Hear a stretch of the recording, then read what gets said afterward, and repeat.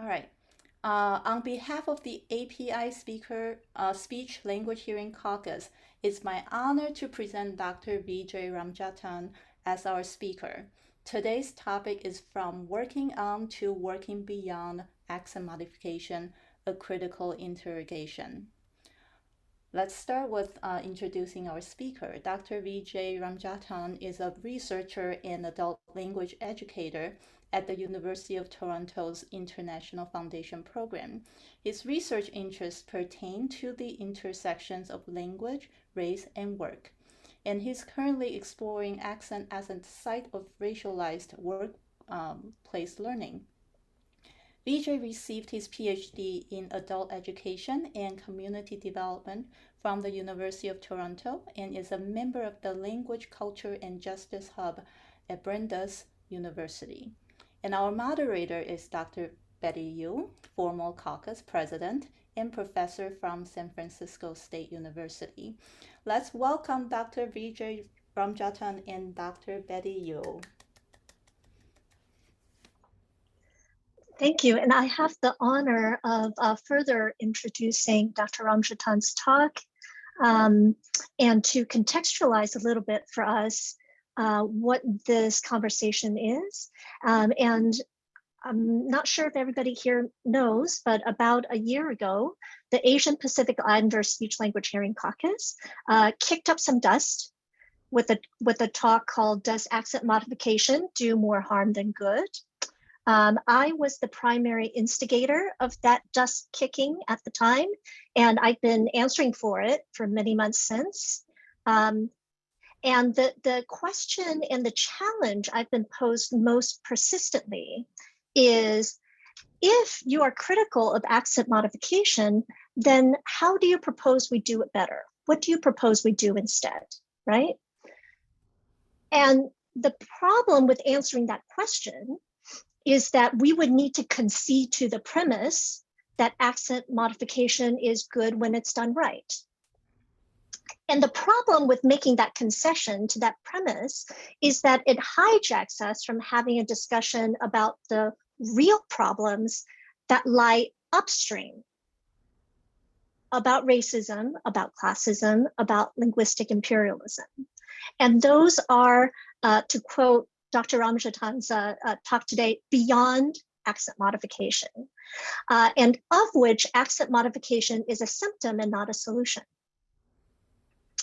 But if we are to have those kinds of discussions, then we need to admit that within our own narrow field of speech language pathology and the frames of knowledge and the understanding available within our field, we are not equipped really to think deeply about these issues. Our field has anchored itself in a medical approach to communication, and with historically a limited understanding of critical studies of language, of radiolinguistics, of language ideologies.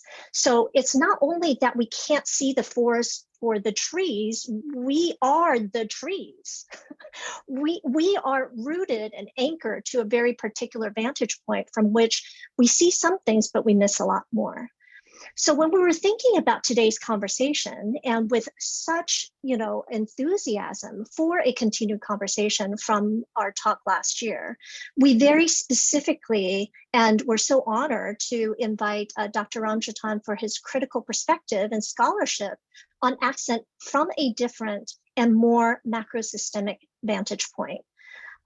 So we look forward to his talk to help us think about how and where accent modification is situated within this bigger landscape. So with that, I will hand it over to our speaker for tonight. Thank you. Okay. Thanks so much, Betty, for that introduction. So it was a nice way to contextualize my presentation. And thank you very much to Sheen and Lei for the invitation to speak today. And of course, thank you all for virtually attending as well. I'm just going to share my screen with all of you. So hopefully you can see this. How do I, actually, let me close it and start again. And what? Actually, sorry, let me stop because I don't know if you can see this. Okay. So hopefully everyone can see and hear me. Okay. Okay, so sometimes I'll be just talking into a void, so I don't even know if everyone will hear. Okay, so yeah, once again, thank you all for virtually attending. I really appreciate it. So once again, the title of my talk is From Working On to Working Beyond Accent Modification, a Critical Interrogation. Um, one thing that I really hate to do is talk about myself. I find it very awkward, but I feel like I need to talk about myself for the context of this presentation because it is important to what types of arguments I'm going to make today. So the first thing that I want to emphasize to you is that I am giving this talk as a so-called outsider, right? So I am not an SLP. I have no formal background, either educational or professional, in any SLP related area, right? I'm really just, an academic nobody who just really thinks critically about accent modification because it really pertains to my own, research interests, which pertain to the intersections of language, race, and work, and specifically workplace learning. So when I think about accent modification today, I'm not really thinking about, the actual practice of modifying an accent. I'm really thinking about accent, like Betty mentioned already, from more of a macro, systemic level, right? So I'm thinking of accent modification and how it helps to sustain such things as racism and understanding accent modification and with regard to political economy, specifically how accent modification is really, and not an important, but certainly a part of, neoliberal capitalist thinking with regard to such things as employment. Another thing that I want to mention about myself is that it is very easy for me to criticize accent modification. Yeah, simply because of my linguistic background. So I was born and raised in Canada, so I identify as a so-called native speaker of so-called Canadian English. So because of my voice, right, oftentimes people will automatically listen to me. People will automatically perceive my voice as intelligible and credible and so on, simply because, I have this so-called native speaker accent. So because of this linguistic privilege, it is very easy for me, to criticize accent modification because I've never experienced that real, genuine pressure to change my accent for whatever reason. But at the same time, I do know from personal experience that, sometimes changing a speech accent doesn't necessarily change how people will listen to you. So I especially know this point from my own professional background. So much of my professional experience is in English language teaching. And for those of you who have, a basic, understanding of that field, oftentimes, we uphold this idea of nativeness, right, as the linguistic goal, the linguistic standard to which everyone needs to subscribe to. But the problem with nativeness is that it's often associated with whiteness, right? Because of the colonial histories and presence of English. So for me, because I am this brown guy who does speak with a native, so-called native speaker accent, right? Students and colleagues, employers would often think that there was something wrong with me, like they couldn't really understand my accent or process it because I didn't look like a so-called native speaker of English, right? I wasn't white, so it was sort of this weird cognitive confusion, right, on the part of my interlocutors because they really couldn't process sometimes what I was saying. They would assume that I had a so-called foreign accent. They perceived me, to be not as articulate as I thought I was during a conversation. So, once again, I understand that even if you do have this sort of prestigious type of accent, it's not always going to enable people, to understand you or make them perceive you in a way that you want to be perceived. So with that, let me just give you an overview of the purpose of my talk. So once again, I want to emphasize, one thing that you probably caught with regard to to the title of my talk. So this presentation is not about, making accent modification more equitable. It's not about improving accent modification. It's really thinking beyond accent and accent modification when we're thinking about, achieving intelligible, equitable oral communication. So what I really want to do in this talk today or tonight is to really critically question the utility of the service altogether. So what I'm going to try to argue today is that, when we think about AXA modification, it can't necessarily accomplish its purported goals, right? So I feel like AXA modification claims to do certain things, but what I'll try to do within this presentation is try to, convince you somewhat, at least, that, AXA modification is sort of a failed service, right? It can't necessarily do what it sets out to accomplish. But in making this argument, I don't want to shame anybody. This presentation is not about shaming people who offer AXA modification. It's really about critiquing and the simple notion of AXA modification and thinking of AXA modification in a wider, wider sense in terms of the accent modification industry, for example. So once again, I'm not, shaming individual people, right? That's not my goal. It's really to really think more critically and think more on the macro level with regard to what accent modification is and what it's maybe not doing, right? In terms of its, goals. Another thing to clarify about this presentation is that it's not asking whether an accent could be modified. So I'm not really paying attention, to whether an accent can actually change, right? That's not the purpose of today's talk. It's really about asking whether it's worthwhile to modify an accent, right? So even if you change your accent, will a modified accent actually help you, right, in life, for example, right? So that's sort of the prime, question I'm trying to explore today. So yeah, in terms of just giving you an overview of my presentation, I hope to speak for about maybe 50 minutes. I'll try to, stay within time because I don't want to talk too much. But basically, I want to sort of talk about 5 main things in this presentation. So first, I just want to give you a cursory overview of AXA modification. So I'm assuming, like 99% of you already have at least a basic understanding of AXA modification, but I just want to sort of give a brief background, some brief background information, just in case, you're not really familiar with what AXA modification is. So after I do that, the main bulk of my presentation is really exploring this idea that AXA modification can't necessarily accomplish its goals, right? And the way that we'll explore this is through 3 main, topics or areas. So first, we'll look at the terminology that we use in accent modification. So we'll specifically look at accent itself and also the notion of intelligibility. After we do that, we'll look at the stakeholders of accent modification, that is the people who seek out accent modification, and of course the accent modification providers. And we'll think about how the backgrounds of these 2 stakeholders, right, can really help us to understand that accent modification might not be as useful as we think it is. And then finally, we'll think about accent modification as a type of distraction. And this is really where my own research interests lie.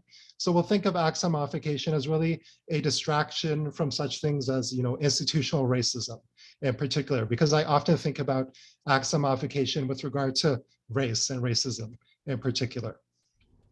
And then, staying true to my, staying true to the title of my talk, right?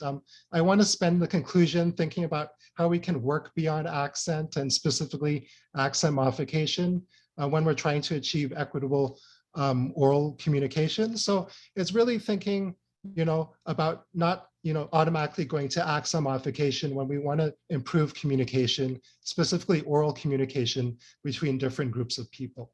So we'll spend some time exploring that. So yeah, so with that said, let me start off by just giving you a brief overview of accent modification. So, I was trying to find, a dictionary style definition of accent modification for tonight, but I couldn't really find one that was satisfactory. So I just made up my own definition, which is maybe not the best one, but it'll do.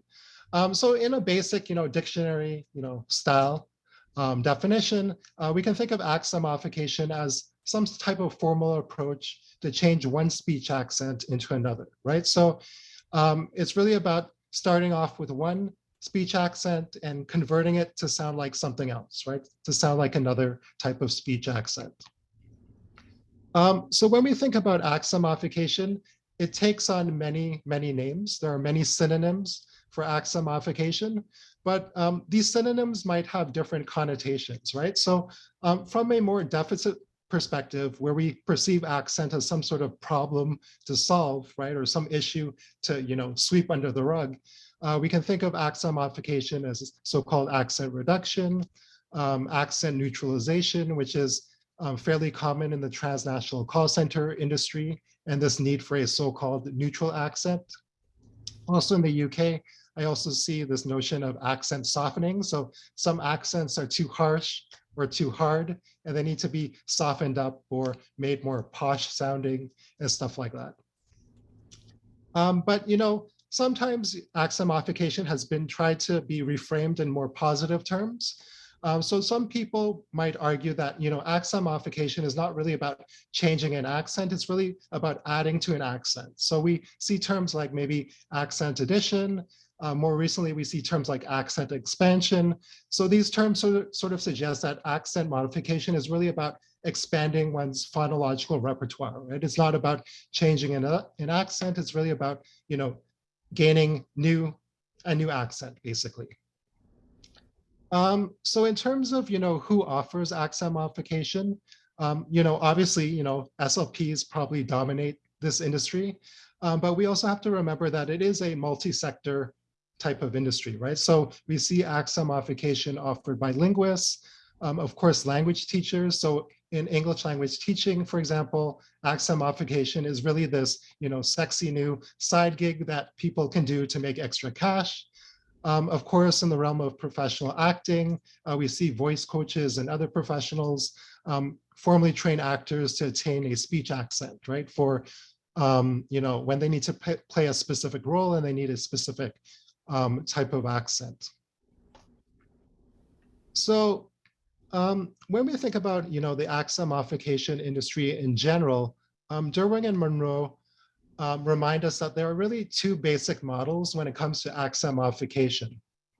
So first, there's a so-called business model of accent modification. And according to this model, accent is basically treated as this hindrance to personal and professional relationships, right? So an accent is really a personal or professional liability, right? It might threaten interpersonal relationships. It might prevent you from getting a job, for example, because an employer might not understand what you're saying during an interview and all of that stuff, right? So an accent is really perceived as sort of a personal or professional problem. According to this model as well, anyone can be an accent modification provider. So you don't really need any relevant experience or credentials. So as long as you have enough startup capital to start your own company, you can be an accent modification provider. There's no special license to acquire. There's no, regulatory body overseeing what you're doing in your practice, right? So it's really this sort of Wild West industry, right? So anyone can basically be an accent modification provider if they really want to. Aside from the business model, we also have the medical model of accent modification. So, according to this model, accent modification should be offered by SLPs due to their educational and professional background. So for example, many SLPs, right, as part of their formal training, might take, courses in maybe articulatory phonetics, for example. So they're very knowledgeable about, the so-called, physiology of pronunciation, or actually producing, different types of, acoustic, right, sounds and stuff like that. But one thing about the medical model is that it always faces the accusation that SLPs and other providers are pathologizing accents, right? So there's this insinuation that an accent is some type of disorder or pathology to cure or remedy. And when I talk to a lot of SLPs, a lot of them will proudly state that they don't think accent is a disorder, right? So they would say, of course, like an accent is part of your identity. There's nothing wrong with an accent, right? But the problem at least for me, is that, when we look at the discourse, right, of the medical model of accent modification, right, oftentimes there's still this sort of medicalized understanding of how to actually change an accent, right? So we see terms like treating an accent, or we see descriptions of accent modification services as types of therapy. And so this type of discourse can still allude to the idea that clients need to be cured, right? Or accent is some type of medical affliction that only a trained professional, can remedy, right? So I think the medical model, we can't necessarily escape that pathologization of accents, right? Specifically stigmatized accents. Yeah, so we've begun to, problematize accent modification in terms of looking at the business model and the medical model. But, what I want to do for the main bulk of this presentation is really, once again, focus on this idea that accent modification can't necessarily accomplish its, purported goals. And one way that we can begin to explore this argument is to really pay attention to the terminology that we use with regard to accent modification. So when I talk to, many accent modification providers, right, I think like 99% of them would tell me that, the primary goal of their service is to really enhance spoken intelligibility, right? So it's really about if you have some sort of, so-called incomprehensible accent, right? It's really about changing this accent to increase your intelligibility for different interlocutors, right? But within this sort of simple goal, right, we have to remember that this goal relies on two assumptions, right? So first of all, it relies on the idea that a speech accent is under the entire control of a speaker. And secondly, it relies on this idea that intelligibility is located in a voice. But when we think about these two assumptions from a critical perspective, understanding accent and intelligibility in these ways might not necessarily help foster intelligible oral communication. So what do I actually mean here? So I think, first of all, we need to consider how both accent and intelligibility are not these static traits, right? They're really these unstable and relational constructs, right? Rather than static qualities. So when we think about accent, right, it's not something that's, can be pinned down and modified, right? For me, at least, I see accent as something that's formed at the intersection of performance and perception. So an accent is not only about, well, specifically a speech accent is not only what a speaker is doing, right, with their speech organs, it's also about what their listener is doing in terms of perception. So an accent doesn't really come to life through the speaker alone. It really comes to life with the listener comparing the accent to their own, right? An accent is really an inherently comparative construct, right? So an accent really comes to life when the listener is assessing or evaluating an accent from a speaker. So the implication of this point is that, accents are really dynamic, right? So as we engage in different interactions with different interlocutors, right, an accent changes, right? So for one listener, an accent can sound one way, right? For another listener, an accent can sound another way, right? So an accent is constantly changing, right? So when we think about accent modification, it's really weird because accent is really something that's constantly changing, right? It's not something that we can actually pin down.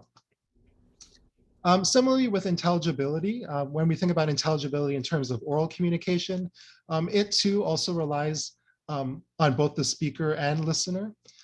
So intelligibility, we often think of it as a quality of a person or a voice, but intelligibility is really an end goal of communication, right? So intelligibility is something that's negotiated between speaker and listener.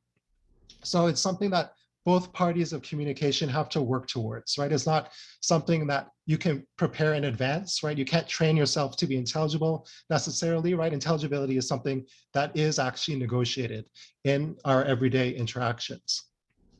So I know I'm probably, not making a lot of sense at the moment. So I really want to emphasize this point by sharing a fairly famous study with you, right? And I think some of you might know this study already. So it's a famous study, or fairly famous study by Donald Rubin. So I can't remember if Rubin is an applied linguist, or I can't remember his specific disciplinary background, but basically within applied and sociolinguistics, this experiment is really cited a lot, right? And so with Rubin's experiment, he's going to show us, this, highlight to us or exemplify how accent and intelligibility are very much relational and dynamic, right? And he'll specifically show us how, we can't always trust what we hear, right, when it comes to accent.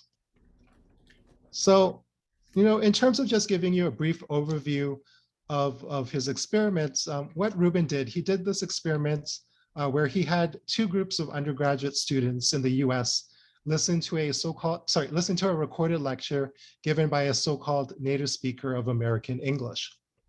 So both groups of students heard the exact same lecture given by the exact same speaker, but the only difference between the groups was that the first group of students saw a picture of a white woman while listening, so they were made to believe that they were listening to a white woman speak. Conversely, the second group saw a picture of an Asian woman, and so they believed that the Asian woman was giving the lecture. So both groups heard the same lecture, and both groups did a comprehension test of the lecture. And what was, surprising and perplexing about this, about the findings of this experiment is that the second group of students actually scored way lower on the test than the first group of students. And furthermore, the second group of students believed that they heard a so-called foreign accent coming from the Asian woman, which of course was kind of perplexing because the Asian woman was speaking with this so-called, native speaker, American accent, right? So that was, strange to say the least. But when we think about Rubin's study with regard to accent modification, right, it is helpful in sort of problematizing the usefulness of the service. So basically, I think we have to critically question the usefulness of accent modification if perceptions of accents can't be divorced from perceptions of racialized bodies. So basically, even if someone obtains a prestigious accent deemed intelligible, their intelligibility may suffer because their bodies, so-called don't match their voices. So it's something that I talked about with my own personal experience as an English language teacher. So for the Asian woman, right, even though she has this accent that many people might perceive as, inherently intelligible, right, because she does not look like her accent, right, stereotypically speaking, right, she's perceived as less intelligible and, more foreign sounding than her white counterpart. So I think with the Rubin study, right, he really tells us that, intelligibility is not a straightforward concept, right? Intelligibility is anything but neutral, right? And this is because it is influenced by ideological filters placed on our bodily senses, which are shaped by histories and systems of racism, colonialism, and so on, and other types of oppression. So, many of you probably know the work of Jonathan Rosa and Nelson Flores, and they theorize racial linguistic ideologies and more generally a racial linguistic perspective. And according to them, racial linguistic ideologies are these ideologies that position the language practices of racialized communities as perpetually deficient, right? No matter how they're actually using language. So even when they're engaging in identical language practices as, privileged white people, they're still perceived to be deficient language users because of their racial positioning in society. So when we think about racial linguistic ideologies in relation to Rubin's study, we have to think about how maybe racial linguistic ideologies may have shaped the perceptions of the second group of students, right, in Rubin's study. So maybe because of the historical and contemporary racialization of Asian people in North America, many of these students may have perceived the Asian woman as a so-called perpetual foreigner, right, in the US. So according to the perpetual foreigner stereotype, right, Asian people are seen as, forever non-native to countries like the US and Canada, and consequently they're perceived as non-native to the English language, which is the dominant language of these countries, right? So because of this historical and contemporary racialization of Asians, right, this might affect us, right, in our everyday bodily senses, right? We might perceive Asian people using English as always forever foreign, right, in terms of their accented voices, right? So once again, I don't think intelligibility is something that's, purely technical and straightforward. It is something that is inherently, it's and so not apolitical, it's not neutral, and it's very much political, right? How we perceive intelligibility. Yeah, so we've started to problematize accent and intelligibility, but I also want to just go back and talk more generally about accent, right? So I think that, one way that accent modification providers justify their services is that they state that they're not always changing the entirety of an accent, right? So for many providers, they might say that, accent modification is actually a misnomer, right? They're not trying to change, the entirety of an accent. Rather, they're just trying to focus on specific segmental or suprasegmental features of pronunciation, which are maybe alleged sources of miscommunication. So for example, they might say, okay, we're only going to focus on someone's intonation patterns, or maybe a certain consonant or vowel sound, for example, right? So it's really about, dissecting an accent and really picking certain pieces of an accent to focus and modify. But when we think about this justification, it really relies on the idea that an accent can be unbundled, right? So it's really this idea that particular phonological features can be extracted from accent and subsequently worked on, right? So it's really about, once again, dissecting an accent and sort of being able to pull pieces of an accent apart and change it, right, as we see fit. But I think this is problematic for, many reasons. So I think understanding accent as a set of isolatable pieces, first of all, ignores the complexity of pronunciation learning, first of all. And secondly, it really ignores how different features of accent are actually interrelated. So just to give you a very simplistic, example here, right? Just say we wanted to focus on a client's word stress. We decide, okay, well, we're not going to change your accent entirely. We just think that the way you're stressing certain syllables in a word need to change, right? So even if we're just focusing on that, right, there's always still this temptation to maybe, for example, focus on the schwa sound, right? So for every stressed syllable that we have, there has to be an unstressed syllable in our, standardized North American English, right? So even if we're working on word stress, right, we still might need to, we might be tempted to change other aspects of pronunciation. And of course, right, we don't need to do this because, if I said, I am from Canada, right, I stressed all syllables of the country Canada, right, I think you would understand from the context of my utterance that I'm still saying, the country Canada and not some other, brand new country, for example, right? So I think with, picking apart, pieces of an accent, right, it doesn't really work in practice because there is this sort of domino effect, right? You might choose to work on one thing, but then you find that you need to work on something else, and then that leads to yet another thing to work on. So it just, keeps on going. But I do want to clarify too, because as a former pronunciation teacher myself, like this is something that I still believe that we should, attempt to do, right? I think, pronunciation teaching is not, entirely bad. I think, focusing on certain areas of pronunciation can be worthwhile, right? But once again, I think the danger is not knowing when enough is enough, right? So are we actually, restrained enough to say, okay, well, can we actually just stop with word stress or stop with intonation, or do we actually just want to, change everything about a client's accent, right? So I think once again, it is worthwhile, to focus on specific aspects of pronunciation, but it really requires a lot of reflection and restraint, right? And I think that's, easier said than done. Yeah, so one way that we can problematize accent modification is to look at the terminology that we use.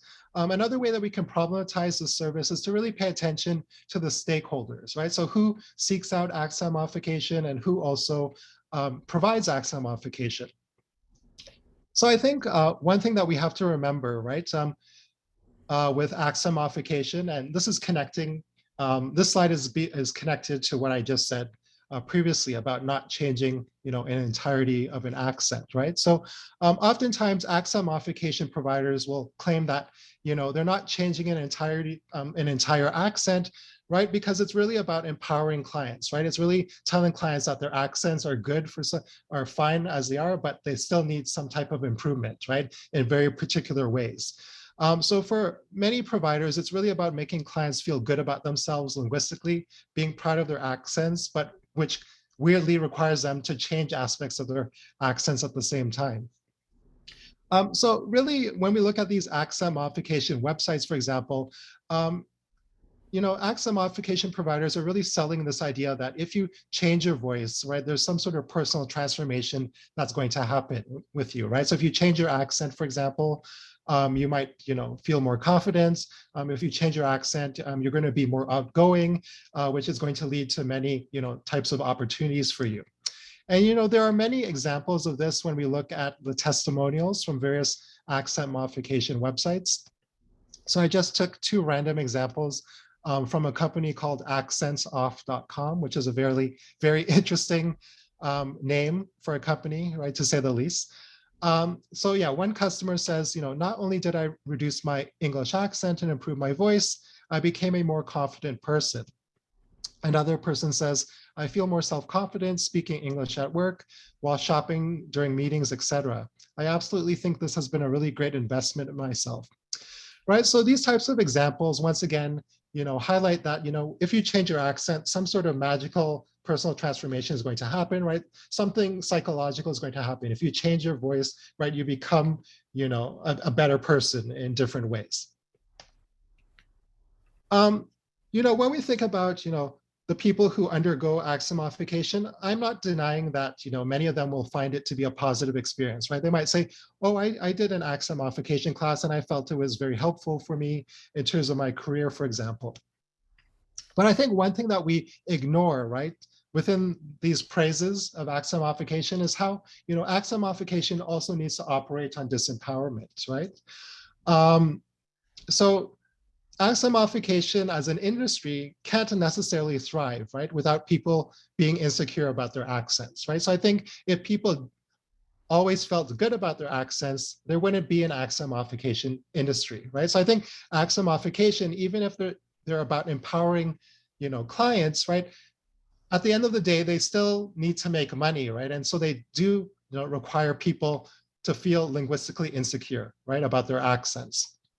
And this is not something that, I personally think about, right? Other scholars have talked about this before, right? So Alex Barata, who's a UK sociolinguist at the University of Manchester, I believe, he reminds us that, when we think about the common reasons why people seek out accent modification, right, people are not coming to accent modification from a good place, right? They are feeling disempowered to begin with.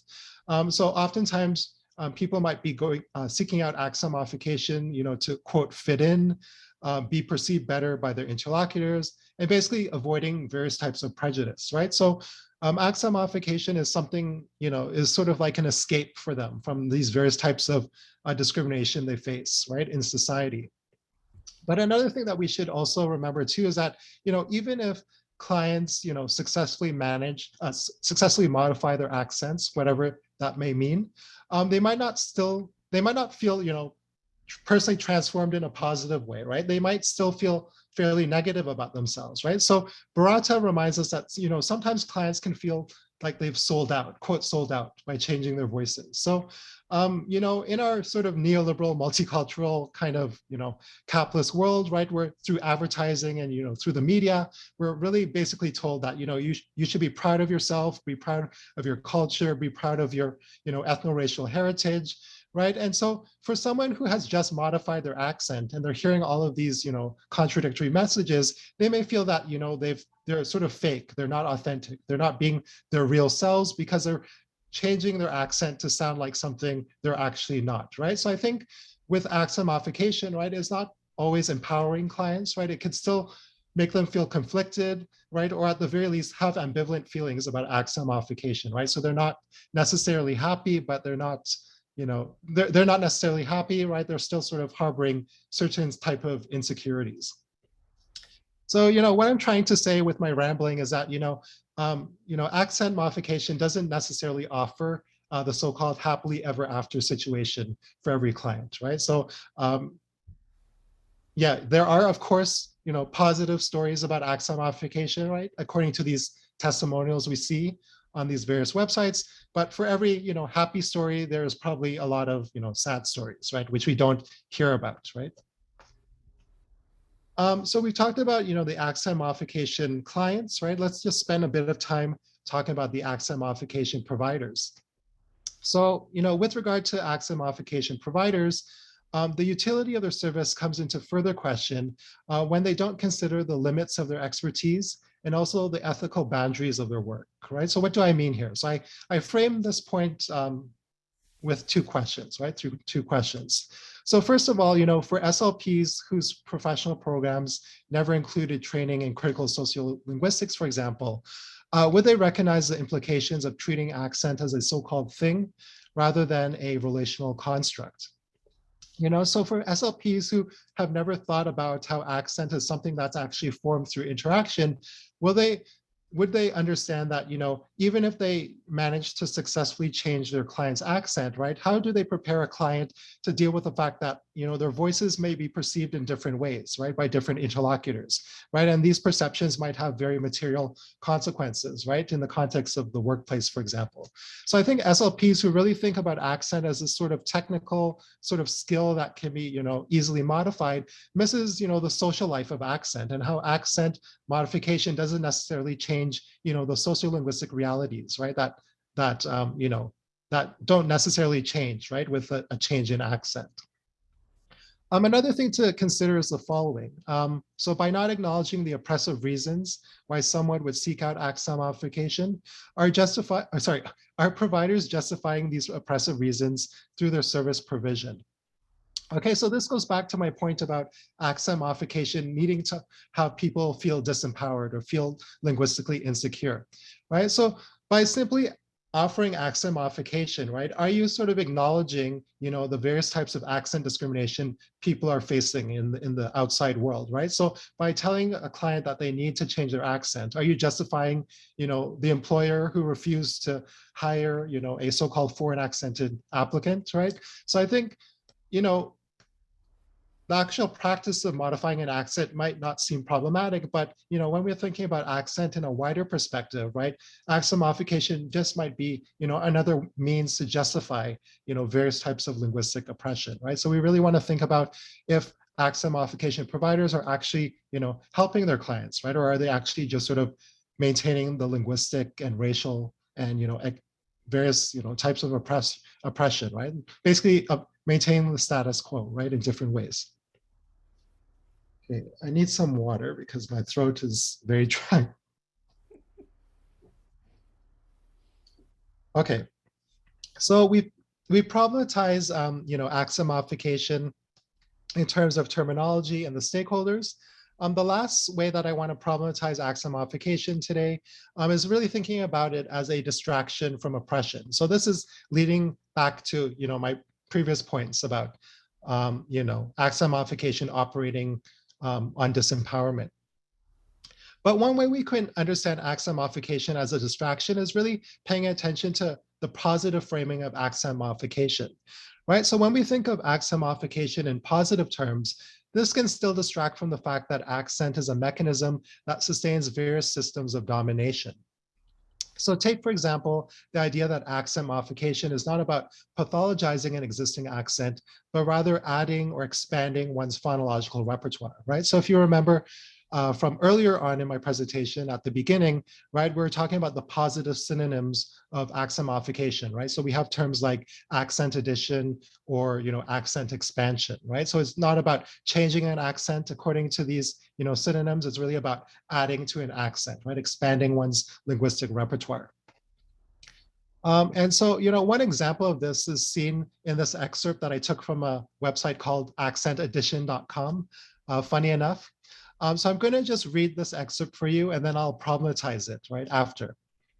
So it basically says, the benefit in saying accent addition rather than accent reduction, or in this case, accent modification, is simply this: accents are nothing to be ashamed of. By telling a native Chinese speaker that she needs to get rid of her Chinese accent, we're telling her there's something wrong with a Chinese accent. However, that couldn't be farther from the truth. Her accent is something others long and strive their whole lives to develop for the Chinese speaking. Okay, yeah, sorry, there's a typo with this sentence for some reason. My apologies. She would never want to lose her accent, but to embrace it every time she speaks Chinese. What she needs to do in learning a second language is to take on a new accent for when she speaks that new language. Okay, so on the surface, this seems benign, like a benign description of accent addition, right? It seemingly makes sense, right, on the surface. But when we think about it more carefully, right, there are several problems with it. So for me, at least, right, I think the problem with adding to, this idea of adding to or expanding an accent, is that it still implies that there's something inadequate about an existing accent, right? So if a so-called Chinese speaker of English wants to speak English with a so-called Chinese accent, what's the problem with that, right? Why do you need to have a new accent to speak English, right? What's wrong with sounding Chinese while you speak English, for example, right? So the problem with, adding or expanding an accent is that, it's still perpetuating this idea that you need to conform to different ways of speaking if you're using particular types of languages, right? So I think there is still this deficiency perspective when it comes to accent, even with a term like accent addition. Another thing to remember is that, if we think of accent addition as a type of, so-called phonological code switching, we really need to consider the following quote from Dr. April Baker Bell. So Baker Bell is not talking about accent modification, right? But she is talking about anti-Black linguistic racism, right, in the context of US education. But I think her point about code switching is very pertinent to today's conversation, right? So I just want to read it for you, and then I'll talk about how it relates to accent modification. So she basically says, any approach that does not interrogate why students of color are required to code switch and only acknowledges their native tongues as a bridge to learn WME or white mainstream English perpetuates linguistic racism and upholds white linguistic and cultural hegemony. Okay, so when we think about Baker Bell's quote here about code switching, right, we have to understand that accent modification is really about conformity, right? So one thing to be clear is that, code switching is something that we all do in different ways, right? Code switching is not inherently bad, right? By itself, in and of itself, right? The problem with code switching is when you're forced to code switch, right? When you're made to code switch. So, for a, Black speaker of English in the US, for example, right? They might be told that, if you want to work in a white dominant space, for example, you need to sound, less Black, right? You need to whiten your voice, whiten your accent in order to be considered, more professional or more intelligible, more trustworthy, and so on. Right, but the problem here with code switching is that it's still about, maintaining the status quo, right? The linguistic racial status quo. It's saying that if you are speaking to privileged white people, for example, you need to sound white, right? So there's no other way to interact with white people. So it's still maintaining these, linguistic racial hierarchies in our society. So there's nothing necessarily transgressive about code switching if we're using code switching in that sense, right? So code switching is not always transgressive. Once again, it can still be about, maintaining the status quo and not, overstepping, these artificial boundaries that we've established with regard to language, for example. Yeah, so I think, beyond distracting from the need to conform to ways of speaking based on, maybe racist, classist, ableist, et cetera, norms, accent modification also masks structural oppression. So take, for example, how accent modification is marketed as job training for immigrant professionals in the global north. So oftentimes, in Canada and the US in particular, accent modification is often marketed as a type of employment program for skilled immigrants, who have all the right qualifications, right? But because of their, so-called pesky foreign accents, right, they're perceived as less employable, right? So the whole point of accent modification is to make people more employable by, reducing the foreignness of their accents. But by locating immigrants' employment troubles in their voices, rather than in institutional barriers like maybe the non-recognition of credentials, which particularly hurt job seekers from the global South, accent modification helps to perpetuate immigrants' unemployment and also underemployment. So take, for example, let's think about, the Indian doctor who wants to practice medicine in Canada. And they can't practice medicine in Canada because their medical degree from India is not formally recognized by these various Canadian medical associations, for example, right? So when we think about accent modification, maybe the doctor says, oh, if I change my accent, I'm going to become a doctor in Canada, right? It doesn't the accent, a modified accent isn't going to magically transform their credentials, right? The credentials are still going to be a structural barrier that's preventing them from becoming a doctor in Canada. And what accent modification actually does is it really distracts from these types of barriers, and it also helps to ensure that, the Indian doctor doesn't become a doctor in Canada. They become, a cab driver, for example, right? So that stereotypical notion that, the physicist or the engineer from India, right? They're those professions in their home country, but then they come to North America and they become the taxi cab driver, or they become, they're forced into, low paid service and care work. So the types of professions that many of us don't want to do, right? And we require racialized immigrants to do them because no one else wants to do these types of jobs, right? So in its own way, accent modification is really helping to ensure this racial stratification of labor, right, with regard to racialized immigrants, right? So it helps in its own way to ensure that there is sort of this ready supply of low paid labor ready to do the jobs that we don't want to do. Yeah, so I think I should start concluding now before I go over time. So once again, I think, most of this presentation has been about criticizing accent modification, but I do want to try to be, more optimistic and really stay true to the second part of the title of my presentation. So I really want us to think about how we can actually work beyond accent to achieve equitable oral communication.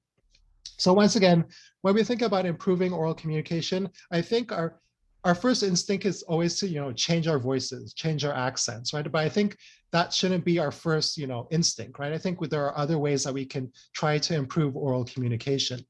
So for me, I think there are two main points that we need to think about. So first of all, I think we need to understand intelligibility, once again, not as a static quality of a person or voice, but rather as an end goal of oral communication, right? So we're focusing on oral communication today, but of course, intelligibility applies to different modalities of language as well. And the second thing that we have to understand is that, or that we have to acknowledge, is the role of accent in sustaining racism and other forms of oppression. So first of all, let's think about intelligibility.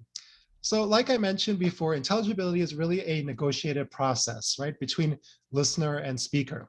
So given that listening is equally as important as speaking in achieving intelligibility, there certainly needs to be an emphasis on listener training, right? So what this training might look like, that's certainly something we can maybe explore or brainstorm in the Q&A later on.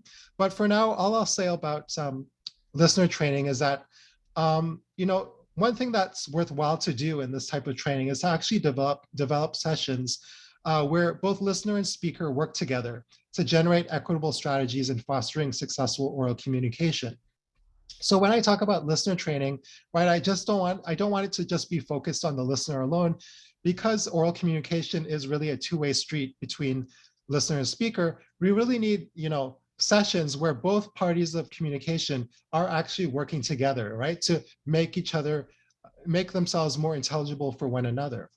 So when we think about these sessions in terms of the workplace, for example, why aren't we having, more formal types of PD workshops, for example, and learning how to actually listen to each other in a more, equitable manner? So when I imagine these types of sessions, there certainly needs to be a concerted effort at having, critical conversations about accent and inequality. So for example, by sharing stories of accent discrimination, maybe reading anti-racist literature and so on, speakers and listeners can come to understand that accent is not as crucial to intelligibility as many purport it to be, right? So with listener training, I don't imagine listener training as sort of this purely technical thing that you can do. I think we have to really engage in the messiness of listening and understand that listening is really a multisensory and ideological practice, right? So oftentimes we're listening with our eyes, for example, right? We're listening by looking at someone and judging someone based on their social locations.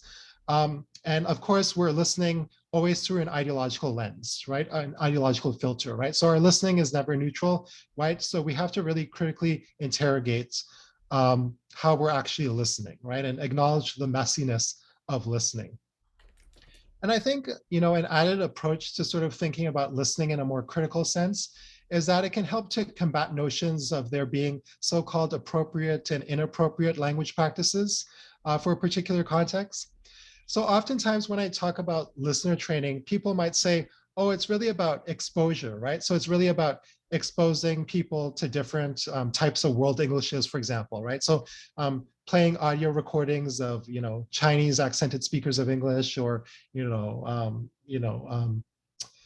Jamaican speakers of English, and so on, right? Different types of world Englishes, right? But I think the problem with this approach, right, alone, is that, I can still find something highly intelligible, but still perceive it as inappropriate, right, in certain contexts, right? So we really have to interrogate that even when we,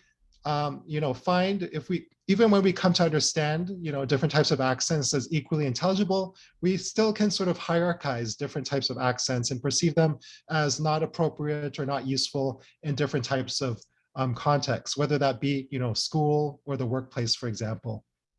So once again, I think, the point is that we should be emphasizing is that, even if you're in a certain setting, right, that doesn't necessarily mean you need to change the way you sound, right? I think we really need to sort of interrogate the ideology of appropriateness as well. And this is something that Nelson Flores and Jonathan Rosa talk about as well, right? In terms of, in one of their earlier articles on racial linguistic ideologies.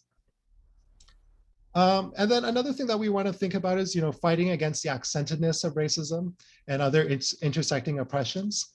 So if a client comes to you for accent modification because they're facing some type of workplace discrimination, right? Instead of, automatically starting to change their accent, right? Why not spend the time informing them about their legal rights, right? So maybe if they are experiencing some type of accent discrimination at work, there might be some sort of legal recourse, right, available to them, right? Instead of sort of expecting them to conform to various types of oppression in their workplace. So I think for SLPs, for example, offering accent modification, it might be helpful for you to, to actually, expand your expertise and really learn about, different types of workplace laws, for example, to really help your clients in that sense, rather than sort of just automatically assume the problem is with your client. Also, I think SLPs, right, especially those who developed a critical awareness about various language-related topics, I think it's always, useful, to consult with employers, lawmakers, other people in power to highlight how, racism, xenophobia, classism, and so on are enacted through listening as well.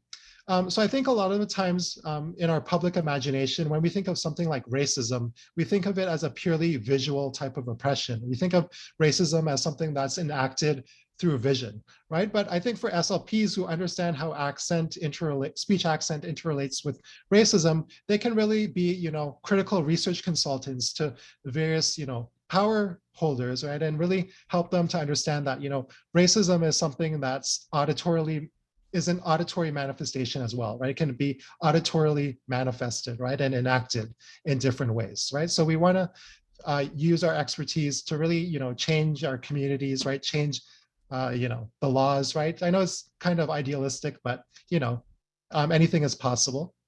And then finally, the last thing that I want to say is that, once again, I think we have to call out the accent modification industry, because once again, I don't think this industry can be neatly divorced from oppression.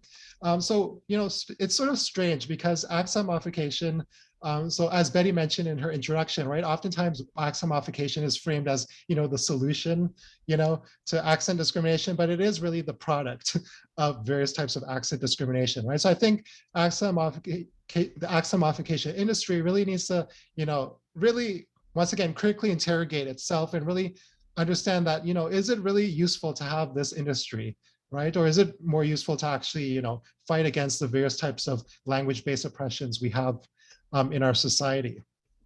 So I think I've talked, enough here. So these are just some of the references I've used. I mentioned Dr. April Baker Bell's book, Linguistic Justice. So even though she's not talking about accent modification, many of her arguments do apply to various, educational and professional contexts. So I really encourage you, to read her book because it is excellent in so many ways. And then I was also talking about, Nelson Flores and Jonathan Rosa, right? So, their work on racial linguistic ideologies are very, important for those of us who are thinking about language and race in particular. So if you haven't looked at their work, right, most of their work is open access on, academia.edu. So yeah, it's easy to find their work online. So I encourage you to look at their work as well. If you have any questions or comments after the presentation today, feel free to email me. Also, if you're on Twitter, feel free to follow me because I do tweet a lot about accent stuff. So if you like what you heard today, feel free to follow me.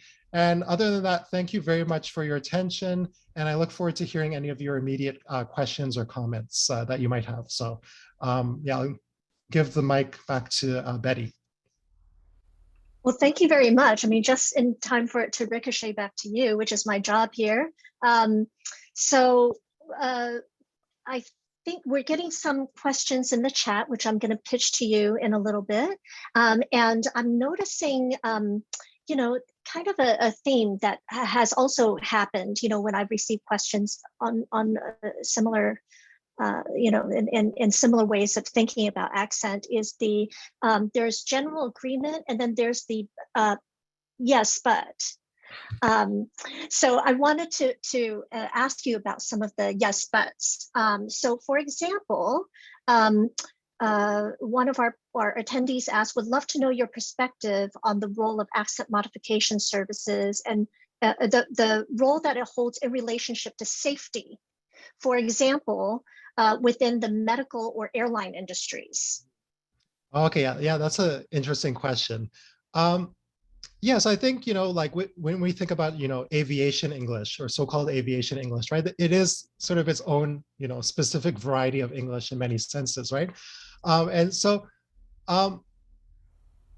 yeah, I think when it comes to these type of safety issues or these life and death situations, right? It is, there is sort of, I don't want to be overly critical, but there is, too much fear mongering, right? Because I think once again, right, going back to my point about, intelligibility being a negotiated process, right? I think even if, in a, just say, like a plane is crashing or like, I don't know, something, there's a mechanical failure with an airplane, for example. And of course, in terms of your emotional state, right, you are going to feel, anxious and, confused and, distressed in any way. So I think, if you're not understanding what, the air traffic controller is telling you, for example, right, is it necessarily about their accent or is it because, at the moment, right, you're feeling all of these emotions and maybe you're using the accent as some type of scapegoat to, feel like, okay, why am I not understanding this person? It's really about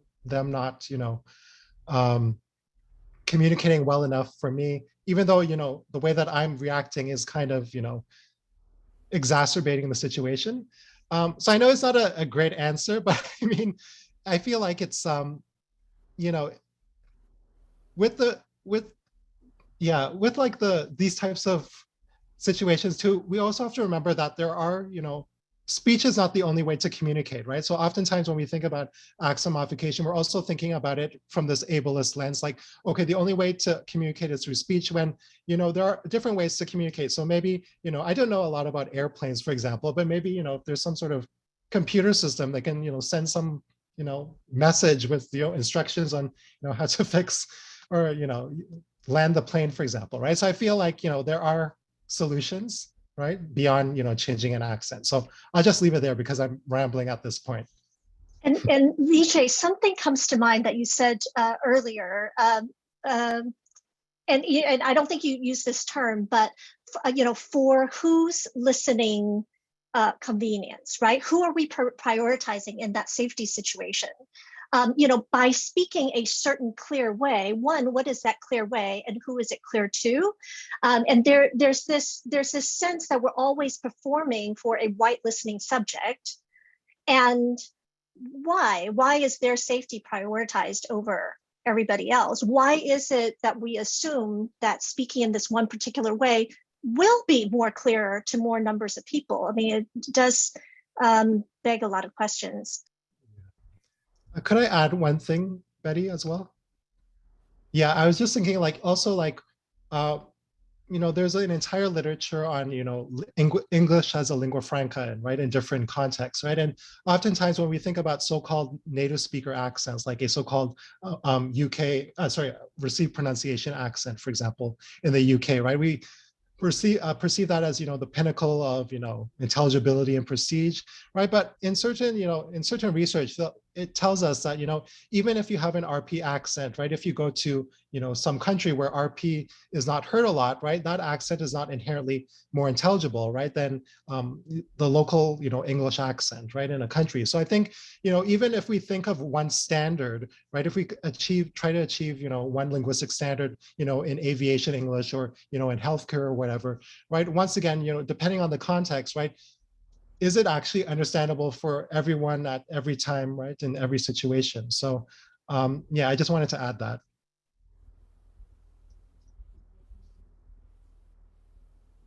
And the another question is about pronunciation teaching or pronunciation training.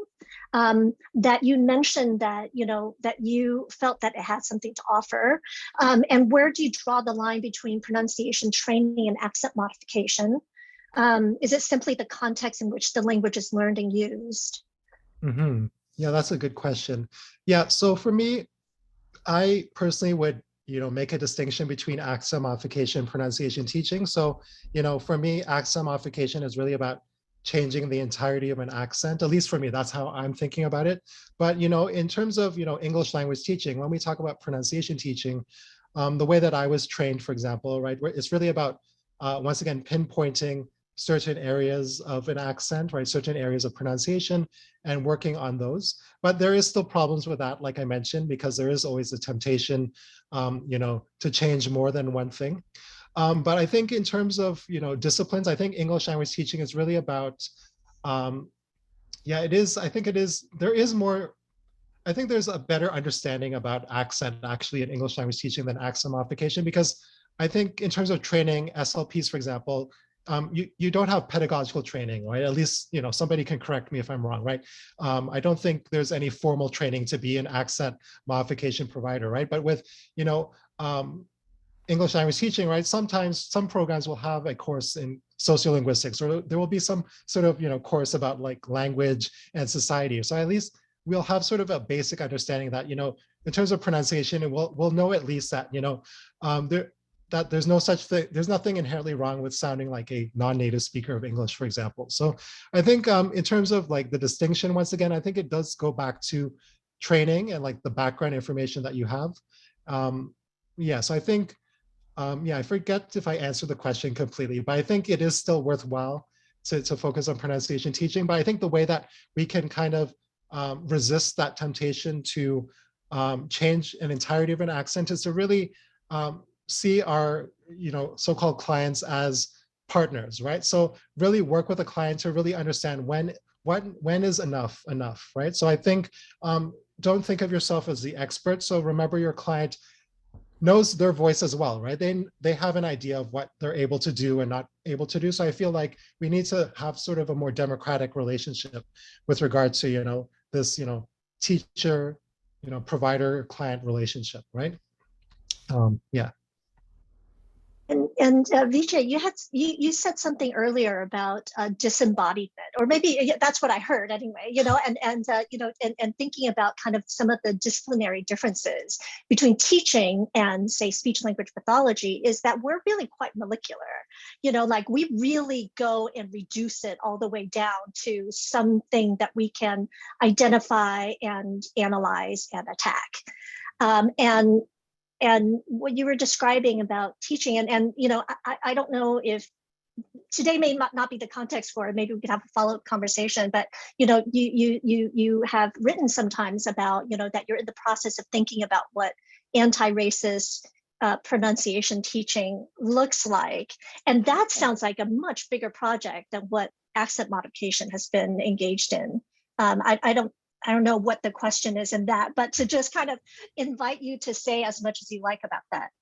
Yeah, so I mean, like on Twitter, for example, I will occasionally tweet like my imaginings of what an anti-racist pronunciation pedagogy would look like. So, for me, I don't really have a clear definition to give you all, but I feel, when we think about pronunciation teaching, it's similar in English language teaching as well, right? Sometimes we think of pronunciation as this technical skill to hone, right? We don't think about, the social life of pronunciation.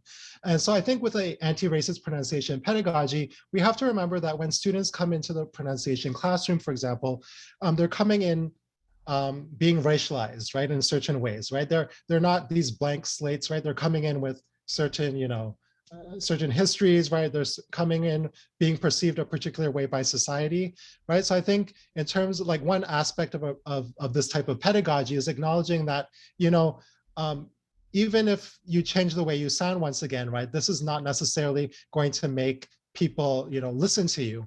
So I think with this type of pedagogy, right, instead of automatically changing someone's voice, right, we might want to think about strategies of how to actually resist, right, various types of linguistic discrimination. So if I was doing this type of pedagogy in the context of workplace training, right, it might be, more useful, to how to train people to learn their options legally, right, if they're experiencing accent discrimination, in the workplace, right, instead of seeking out accent modification once again, right? Why not like learn, okay, who can you contact if you feel like you're being unfairly judged on the basis of your accent, right? So I think this pedagogy is really not thinking technically about changing an accent, but thinking once again about the wider context of pronunciation and accent and trying to really change these, systems of oppression and stuff like that.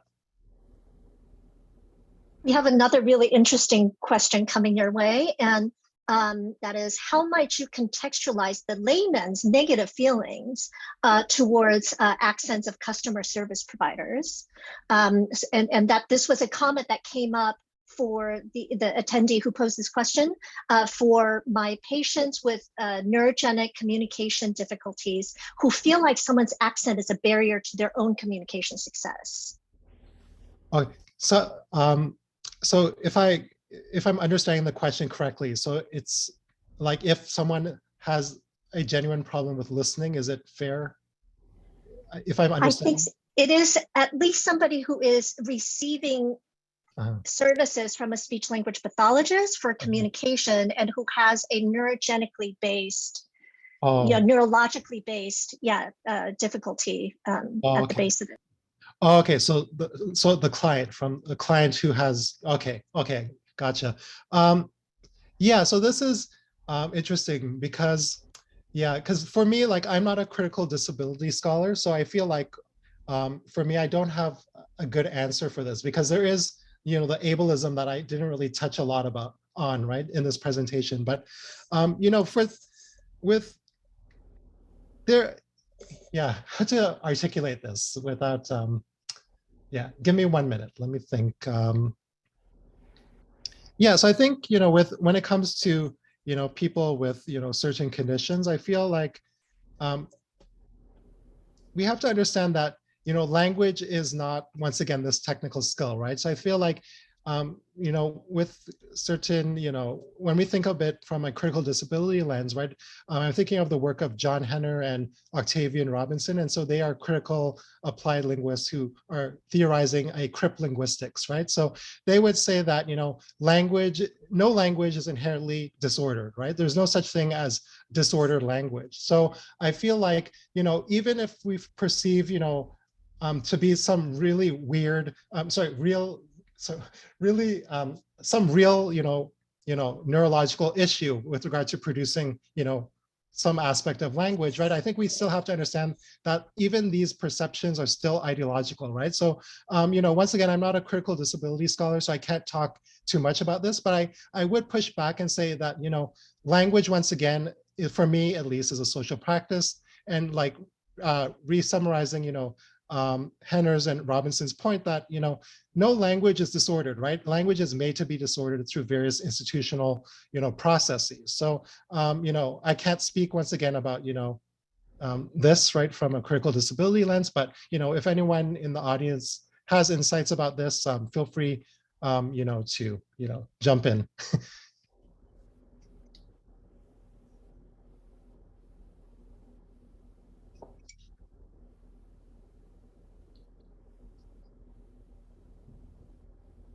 Oh yeah, what's it? I thought. There are other questions. I don't know that you could answer this one because it's very specific to the discipline, but maybe it's to inform you of a fact in our field, which is in 2016, the American Speech Language Hearing Association, which is our accrediting body for speech language pathologists, added to the speech language pathology scope of practice that SLPs engage in prevention and wellness activities, including accent/dialect modification, to address sound pronunciation, stress, rhythm, and intonation of speech to enhance effective communication. What the question was, why and how was this added? I think it's a rhetorical question, but I wonder, what you think about that. That approach that our association has taken to characterize accent service in this way, or accent intervention. I hesitate to say service because service implies, right, helpfulness, and I am questioning that at the moment. Betty, could you just read that excerpt again? Because I missed the beginning part of it. I forgot. Yeah, it was very long. So this is what it says in our SLP scope of practice. It was added that SLPs engage in prevention and wellness activities, including accent and dialect modification. And then list of things falling under that is address sound pronunciation, stress, rhythm, and intonation of speech to enhance effective communication. Okay, yeah, thank you. Yeah, so the key word that's jumping out at me is wellness, right? And this idea, not even thinking about, the SLP field, but, a lot of organizations are all about, self-care and like making yourself healthy, right? So it's interesting, how accent sort of gets, pushed into this, discourse of, wellness and, making sure you're, healthy, right? And yeah, I don't have anything specific to say, but I mean, it's interesting, how, even with the positive framing, like of trying to stay healthy, right? It's still about, it's still about, pathologizing accent in a sense, right? And how that's part of, staying, well. Yeah. Yeah, I'm rambling here, but I'll just, stop there. And there's another one that is more asking about the perspective of the consumer of accent modification services. This is someone who is stating that they're still a skeptic about this topic. There's a tricky line between being client-centered and judging clients' wants and values as caused by oppression. And if accent modification is being enforced through government institutions, they agree it would certainly be a problem, but service providers are not forcing anyone. It seems to me, I'm sorry, I'm going back and forth between the first person and the third person. So I'm going to read in their voice, so it'll be easier for me. It seems to me that omitting the perspectives of our clients from a topic like this is to assume they're rid of agency and not entitled to consume what they desire. I appreciate the critical reflection on this topic, but I think there's a need to get to know the motives and real stories of people and clients who access the service and who want to access it, especially when you do have the privilege of being a native speaker and a citizen. Mm-hmm. Okay, yeah. So that's a great question, right? So I think, there's several things I want to say, but I guess, first of all, when we think about, client desires and stuff, I think we all have to remember that, desire is political, right? Our desires don't come from nowhere, right? They don't exist in a vacuum, right? They're manifesting from, various, ideological, socio-cultural, forces in our society, right? So, of course, right, I don't think we don't want to be patronizing to clients and say, oh, well, you want to change your accent, that's, inherently, native speakerist, or you're internalizing some sort of oppression about yourself, right?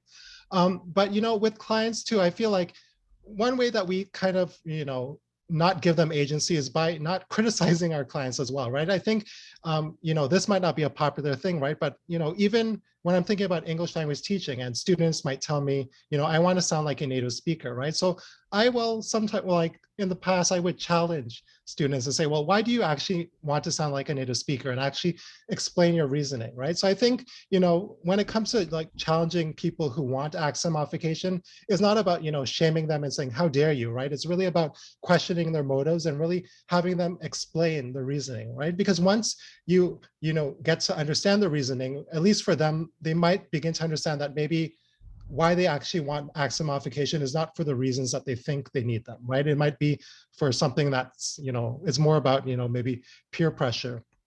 And another thing that I want to mention is that, I mentioned that study by Alex Barata in the UK.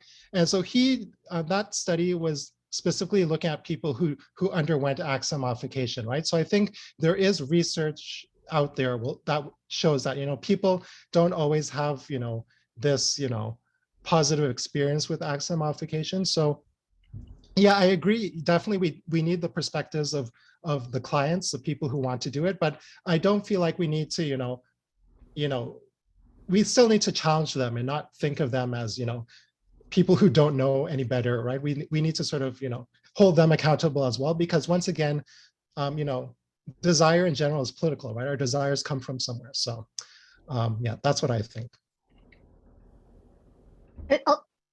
To challenge, we can't be offering accent modification services when they come to us and then challenge them. That would be grossly Yeah, unfair. So yeah, you're talking about an alternate universe where this yeah, service is not that's true. actually something. Yeah, Yeah.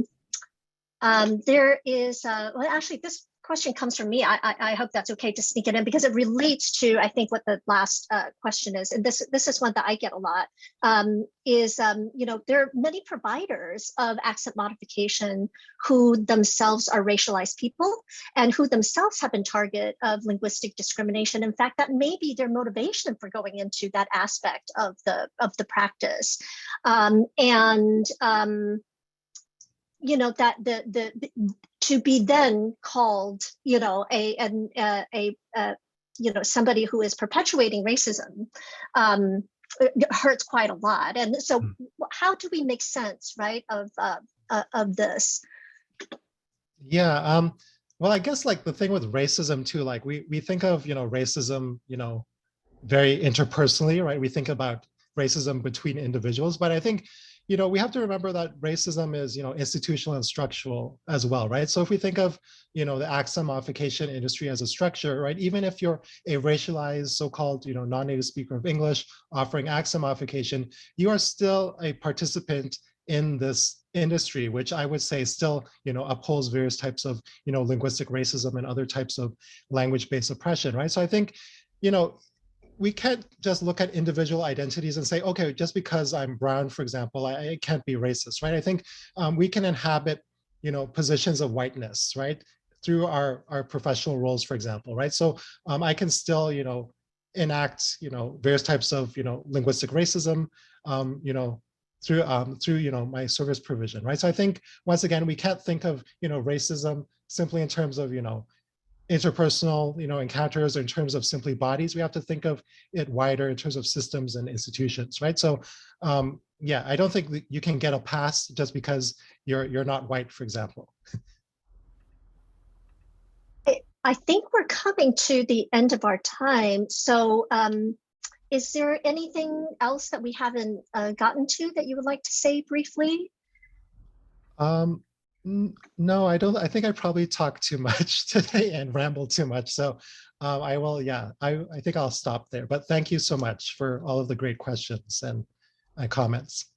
Thank you. And I think that you were saying that we're not going after accent modification here, but we have to situate the conversation in accent modification because that's what we know in this profession. And for me, what you've reminded us is that accent modification is irrelevant, actually, to the actual conversation we're trying to have, which is disrupting discrimination that's coded in concerns about speech. That it really has very little effect. So yeah, thank you for giving us that broader perspective. And I'm going to hand it back to Dr. Cho to give some kind of closing remarks here. Well, thank you, Dr. Vijay Ramjatan, for this phenomenal presentation. Can you all hear me? Yeah. Okay, great. Oh, and thank you, Betty Yu, for moderating the session, and thank you everybody for participating in the session today. So not all accents are treated equal, and why is the BIPOC speaker's accent targeted in accent modification service, but not all people involved in conversation. So we hope that this presentation helps you identify current theory issues on accent modification, helps you understand how accent modification relates to racism, and helps you begin to think about ways to help foster equitable oral communication beyond focusing on accent. So I hope you learned a lot today, and you will consider financially supporting the caucus so we can continue to offer free courses. Any amount of donation will be much appreciated. And the links are already posted in the chat. So the link to request a certificate in the ASHA CEUs, you should be able to find it in the chat, and please complete it by Monday, February 7th. That will be the last day we'll be processing the CE paperwork. So I will suggest that you finish it today, if you can. And we just would like to thank our speaker. We would love to thank our speaker, VJ, one more time. Thank you so much for this phenomenal presentation. And on behalf of the API Speech Language Hearing Caucus, we wish you stay healthy, happy, and safe. And happy Lunar New Year. Take care, everybody.